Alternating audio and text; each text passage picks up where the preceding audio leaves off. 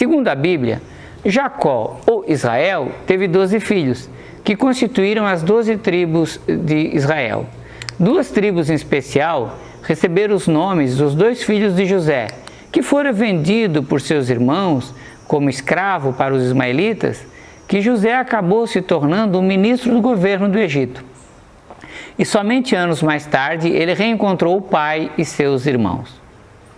Bem, um detalhe importante é que os Hicsos ocuparam parte do delta do Nilo através de ondas migratórias sucessivas e tomaram o poder como dinastia dominante em 1638 a.C., governando o Egito até 1530 a.C. Bem, uma terrível seca em Canaã resultou em um momento de extrema escassez. Então o patriarca Jacó e seus liderados migram para o Egito. Segundo a Bíblia, José já estava lá. Nesse momento, os Hicsos estavam dominando o Egito, que era o país mais rico do mundo. Os Hicsos eram um povo de origem semita, como os israelitas. Isso possibilitou que os israelitas se estabelecessem no território egípcio sem problemas, chegando inclusive a ocupar posições de proeminência na administração do Egito. Bem, depois que os egípcios expulsaram os Hicsos e voltaram a tomar o poder, eles acusam os israelitas de colaborar com os invasores e os colocam em trabalhos forçados. Era quase uma escravidão.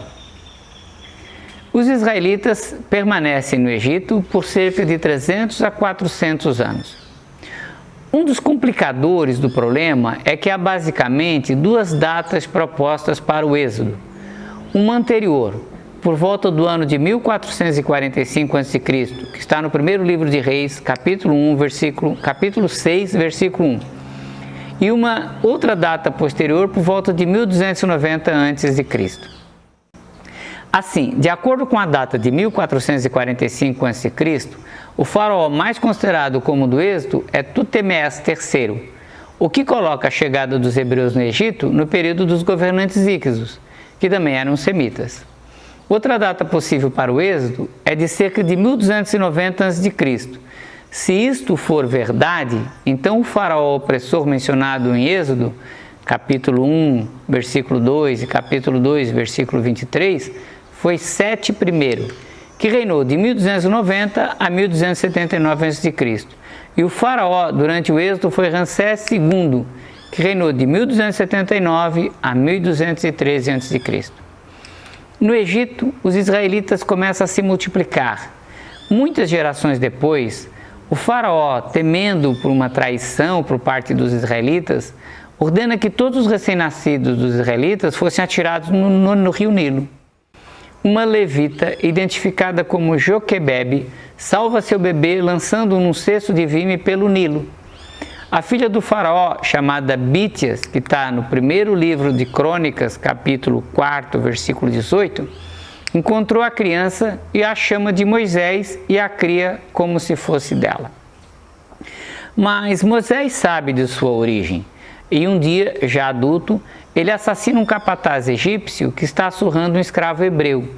E para escapar à pena de morte, Moisés foge para Midian. Lá ele se casa com Zípora, a filha do sacerdote midianita Jetro.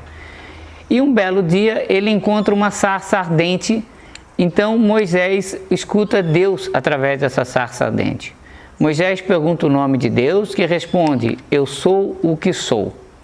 Deus então pede a Moisés que retorne ao Egito e leve os hebreus até Canaã, a terra prometida a Abraão. Moisés retorna ao Egito, mas não consegue convencer o faraó a libertar os israelitas. Deus então inflige aos egípcios 10 terríveis pragas, que são as pragas do Egito, incluindo um rio de sangue, uma infestação de rãs, etc. Quando foi dado o ultimato ao faraó e ele não acatou, Yahvé fala novamente com Moisés, orienta que naquela noite mataria todos os primogênitos dos egípcios e que na madrugada os israelitas deveriam sair do Egito. E então inicia-se um processo de fuga comandado por Moisés. Observem que a última praga é a morte dos primogênitos egípcios. O episódio do Êxodo teria durado cerca de 40 anos. Moisés vai ser o líder das 12 tribos de Israel durante o Êxodo. os israelitas fogem em direção ao Mar Vermelho, comandados por Moisés, e são perseguidos pelos exércitos do faraó, que renega o consentimento que havia dado à força em função das pragas. Inclusive teria perdido seu filho primogênito naquela noite. Os israelitas chegam ao Mar Vermelho e aí vai acontecer o episódio mais fantástico desta narrativa. Bem, Deus ordenou que Moisés estendesse seu cajado sobre o mar e o mar se abriu e os israelitas conseguem atravessar. Os egípcios vão fazê-lo, mas o cajado de Moisés é estendido novamente e o mar se fecha, engolindo as tropas egípcias. Durante o êxodo, Moisés recebe as tábuas da lei, escrita diretamente por Deus e passadas a Moisés. A primeira aparição dos mandamentos na Bíblia está em Êxodo, capítulo 20, versículo 1 a 17, em que Deus os dita diretamente a Moisés no Monte Sinai. Na segunda está em Deuteronômio, capítulo 5, versículos 5 a 21. Moisés, depois de ter com Deus no Monte Horebe, retransmite os mandamentos aos israelitas. De acordo com a narrativa bíblica, os mandamentos foram escritos em duas pedras, em duas tábuas de pedra, feitas pelo dedo de Deus, escritas pelo dedo de Deus. Isto está em Êxodo, capítulo 31 e versículo 18. Mais tarde, Moisés quebra as tábuas ao ver o povo adorando o bezerro de ouro. Também no Êxodo, capítulo 31, versículo 1 a 19, você vai encontrar isso. Mas um par reserva é fornecido. Segundo os historiadores modernos, não há qualquer evidência arqueológica que confirme a veracidade da história narrada no livro do Êxodo. Os 10 mandamentos, que podem se resumir em um, amar a Deus sobre todas as coisas e o próximo como a ti mesmo, se conseguirmos fazer isso, realizaríamos toda a proposta moral do cristianismo e do próprio judaísmo. A fórmula de catequese dos 10 mandamentos, proposta pelo compêndio do Catecismo da Igreja Católica, é esta que aparece na tela e vocês podem congelar a imagem e ler com atenção. Os 10 mandamentos não são nada inéditos, pois todas as civilizações, todos os povos ali, tinham legislações que diziam não matar, não roubar, não levantar falso testemunho, etc, etc. Porém, qual é a grande novidade dos 10 mandamentos colocados por Moisés? O primeiro mandamento, que diz, não terás outros deuses diante de mim. Moisés coloca isso logo como primeiro mandamento. E isso significa dizer que antes de Moisés, aquele povo era politeísta. Os israelitas não eram monoteístas do Deus de Abraão e Javé, ou Javé. Eles eram politeístas. E Moisés é o codificador do monoteísmo hebraico, que, aliás, é uma ideia que vai demorar mais ou menos 500 anos para se consolidar. Alguns historiadores acreditam que o período passado por Moisés entre os egípcios serviu para que ele aprendesse o conceito de monoteísmo, criado pelo faraó Akenaton, que a gente já citou antes. Bem, o êxodo com Moisés é por volta de 1250 a.C. Quando você observa as histórias do povo israelita na Torá, você vai verificar, por exemplo, que os livros dos profetas Isaías e Elias acusam o povo de estar abandonando o Deus de Abraão, o Deus de Moisés.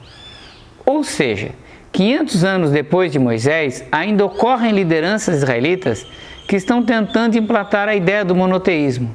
Ainda reclamam que o povo não segue a ideia do monoteísmo, do culto do Deus Yahvé. Então o monoteísmo é um processo histórico, é um processo de séculos, de gerações, mas é verdade que os israelitas foram o primeiro povo a consolidar a religião monoteísta. No Êxodo, o deserto se mostra difícil e os israelitas reclamam, lembrando da vida no Egito. Mas Deus lhes fornece milagrosamente água e o maná. Mas eu quero citar um episódio chamado das águas de Meribá, que é o seguinte: num determinado momento não havia água e o povo se juntou contra Moisés e contra Araão. Araão era o irmão mais velho de Moisés. E o Senhor disse a Moisés: pegue a vara e com o seu irmão Araão reúne a comunidade e diante desta fale aquela rocha e ela verterá água. Moisés e Arão reuniram o povo em frente da rocha e Moisés disse: escutem, rebeldes, será que teremos que tirar água desta rocha para lhes dar? Então Moisés ergueu o braço e bateu na rocha 2 vezes com a vara. Jorrou água e a comunidade e os rebanhos beberam. Mas o Senhor não gostou e disse a Moisés e Arão: como vocês não confiaram em mim para honrar minha santidade à vista dos israelitas, vocês não conduzirão esta comunidade para a terra que lhes destino. Ou seja, não lhes seria permitido levar os israelitas através do Rio Jordão por causa da sua transgressão nas águas de Meribá. Afinal, em que consistiu propriamente a falta de Moisés? Alguns afirmam que ele pecou porque, em vez de falar ao rochedo, o golpeou. Moisés bateu no rochedo 2 vezes, o que revela certa impaciência. Por um momento, sua fé vacilou, mas foram suas palavras que provavelmente o tornaram culpável. Mais adiante, no trajeto, Moisés reuniu as tribos e falou a eles uma mensagem de despedida que é usada para formar o livro de Deuteronômio. Quando Moisés terminou, entoou um cântico e pronunciou uma bênção sobre o povo. Subiu ao Monte Nebo, olhou para a terra prometida de Israel espalhada diante dele e morreu. O próprio Deus o sepultou em um túmulo desconhecido e em um vale na terra de Moabe. Isto está em Deuteronômio, capítulo 34, versículo 6. Não foram encontradas até o momento nenhuma prova arqueológica de sua existência, como relatada na Bíblia. A maioria dos acadêmicos modernos acreditam que Moisés é uma figura mítica, construída paulatinamente no decorrer da história dos antigos israelitas. Não existe nenhuma evidência histórica ou arqueológica que comprove que Moisés realmente existiu. Os israelitas viveram por 40 anos como nômades na península do Sinai e depois fixam-se em Canaã. Mas a região já era ocupada por outros povos, como cananeus e filisteus. O território de Canaã era disputado porque estava posicionado estrategicamente no caminho entre a Mesopotâmia e o Egito. A narrativa bíblica fala que os israelitas teriam iniciado uma campanha militar para conquistar a terra, mas os historiadores questionam essa afirmação. Bem, voltando à narrativa bíblica, os israelitas, voltando do Egito, precisam conquistar aquela terra. Na chegada em Canaã, seu líder foi Josué, o sucessor de Moisés. Josué venceu a Batalha de Jericó, que representa uma das mais gloriosas vitórias dos israelitas. Quando conquistaram a terra do Canaã, obviamente, a cidade de Jericó, localizada na margem oeste do Rio Jordão, era uma cidade fortificada com altos e largos muros.